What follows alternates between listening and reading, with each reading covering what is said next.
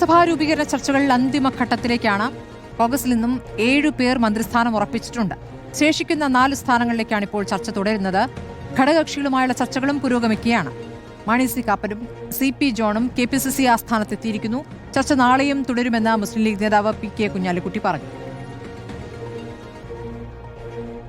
തീരുമാനം UDF എല്ലാം approve ചെയ്യും. എല്ലാ കക്ഷികളുമായിട്ടുള്ള ഡിസ്കഷൻസ് കഴിഞ്ഞിട്ടേ UDFന്റെ തീരുമാനം അനൗൺസ് ചെയ്യാൻ പറ്റുള്ളൂ. അതുകൊണ്ട് ഇപ്പോൾ നിങ്ങൾ ചോദിക്കുന്ന ചോദ്യങ്ങൾക്ക് ഞങ്ങളുടെ ഡിസ്കഷന്റെ details we are not supposed to say. ഒന്നും പറയാൻ പാടില്ല. അതാണ് ഇതൊക്കെ ബാക്കിയുള്ളതൊക്കെ നിങ്ങളെ സൂത്രങ്ങളാണ് ഞങ്ങൾ പറയുന്നത്. അതന്നെ ഈ ചോദ്യങ്ങളൊക്കെ ഞാൻ പറഞ്ഞു നിങ്ങളെ സൂത്രങ്ങളാണ്, അതിൽ ഞങ്ങൾ വീഴുന്നില്ല. റോഷിപാൽ ഉണ്ട് ഏറ്റവും പുതിയ വിവരങ്ങളുമായി. റോഷിപാൽ, ഇപ്പോൾ 7 മന്ത്രിമാരുടെ കാര്യത്തിൽ കോൺഗ്രസിൽ തീരുമാനമായി. ബാക്കി 4 പേരുടെ കാര്യത്തിൽ ചർച്ചകൾ ഇങ്ങനെ തട്ടി നിൽക്കുന്നു എന്നുള്ള വിവരം. ഇപ്പോൾ ഘടകകക്ഷികളുമായുള്ള ചർച്ചയും പുരോഗമിക്കുന്നുണ്ട് ഒരു വശത്ത്. പക്ഷേ ലീഗിന്റെ കാര്യത്തിൽ നാളെയെ അറിയിക്കുള്ളൂ എന്നുള്ള കാര്യമാണ് നമുക്ക് അറിയാനാകുന്നത്. ഈ 4 പേരുകൾ ഏതൊക്കെയാണ്? ഏതൊക്കെ പേരുകൾ ഇതിനകം ഉറപ്പിച്ചു കഴിഞ്ഞു റോഷിപാൽ കോൺഗ്രസിന്റെ കാര്യത്തിൽ?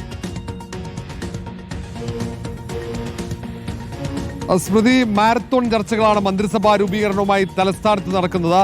നിയുക്ത മുഖ്യമന്ത്രി VD സതീശന്റെ നേതൃത്വത്തിലുള്ള ചർച്ചയിൽ KPCC അധ്യക്ഷൻ സണ്ണി ജോസഫും ഒപ്പം AICCയുടെ പ്രതിനിധിയായി ദീപദാസ് മുൻഷിയും പങ്കെടുക്കുന്നുണ്ട്.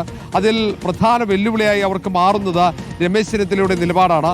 2 പേരെ IC ബാലകൃഷ്ണനെയും ഒപ്പം അൻവർ സാദത്തിനെയും മന്ത്രിസഭയിൽ ഉൾപ്പെടുത്താതെ താൻ മന്ത്രിസഭയിലേക്ക് ഇല്ല എന്ന് രമേശ് ചെന്നിത്തല കടുംപിടുത്തം തുടരുന്നുണ്ട് ഒരു ഭാഗത്ത്. എന്തായാലും ആ കാര്യമടക്കം കോൺഗ്രസ് നേതൃത്വം ചർച്ച ചെയ്യുകയാണ്. KC വേണുഗോപാൽ അടക്കം രമേശ് ചെന്നിത്തലയെ അനുനയിപ്പിക്കാനുള്ള ശ്രമം നടത്തിയിട്ടുണ്ട്.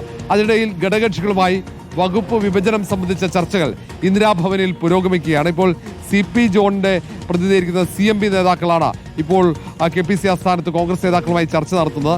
മുസ്ലിം ലീഗ് നേതാക്കളും ഒപ്പം കേരള കോൺഗ്രസ് ജോസഫ് വിഭാഗം, അങ്ങനെ KDF, അങ്ങനെ എല്ലാ ഘടകകക്ഷി നേതാക്കളുമായുള്ള ചർച്ചകൾ ഏതാണ്ട് ആദ്യവട്ട ചർച്ചകൾ പൂർത്തിയായി കഴിഞ്ഞു. നാളെ ഉച്ചയോടെ ഏതാണ്ട് വകുപ്പ് വിഭജനം പൂർത്തിയാകും. ഒരുപക്ഷെ ഇന്ന് രാത്രിയോടെ പൂർത്തിയാക്കാൻ കഴിയുമെന്ന പ്രതീക്ഷയാണ്. PJ ജോസഫാണ് ഒന്നിൽ കൂടുതൽ വകുപ്പുകൾ ആവശ്യപ്പെട്ടത്. 2 മന്ത്രിസ്ഥാനം ആവശ്യപ്പെട്ടിട്ടുണ്ട്. മാത്രവുമല്ല അതിൽ പ്രധാന വകുപ്പ്, റവന്യൂ വകുപ്പ് അടക്കം പൊതുമരാമത്ത് വകുപ്പ് അടക്കം ആവശ്യപ്പെട്ടു. പക്ഷേ അത് നൽകാൻ സാധ്യത കുറവാണ്. അതേസമയം തന്നെ 2 മന്ത്രിസ്ഥാനം നൽകാനുള്ള സാധ്യതയും വളരെ കുറവാണ്.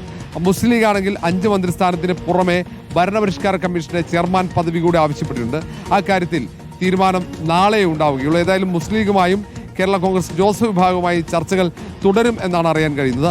ഒറ്റ MLA ഉള്ള കക്ഷികളെ 2.5 വർഷം വീതം ടേം വ്യവസ്ഥ, അങ്ങനെ ഒരു തീരുമാനത്തിലേക്കാണ് കോൺഗ്രസ് പോകുന്നത്. പക്ഷേ അക്കാര്യത്തിലൊരു അന്തിമ തീരുമാനമായിട്ടില്ല. അനൂപ് ജേക്കബിനും ഒപ്പം KDF, അതായത് മാണി സി കാപ്പനുമൊക്കെ മന്ത്രിസഭ 5 വർഷം പങ്കിടുന്ന രീതിയിലേക്ക് ഒരു തീരുമാനമാണ്.